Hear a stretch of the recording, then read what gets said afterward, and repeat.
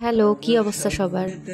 বাসায় গেস্ট আসার কথা ছিল কিন্তু কোনো প্রবলেমের কারণে আসতে পারেনি। তাই আমি চিন্তা করলাম যে আমার হাতেই কিছু একটু বানিয়ে আমি নিয়ে যাই তাদের জন্য। আমার স্বপ্নে দেখা রাজকন্যা থাকে রান্না মোটামুটি বেশ কয়েকটাই করেছিলাম আর চিন্তা করলাম ডেজার্ট হিসেবে এই নবাবী সেমাইটা নিয়ে যাই।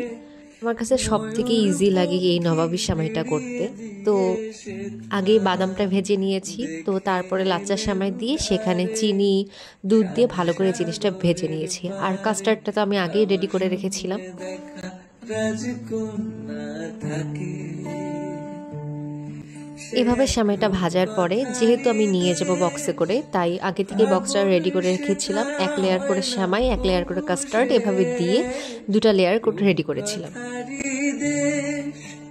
ফাগুন সেথা লেয়ার কমপ্লিট করার পরে উপরে আগে থেকে বাদামগুলো ভেজে রাখা বাদামগুলো দিয়ে একটু ডেকোরেশন করে নিলাম, ব্যাস কমপ্লিট।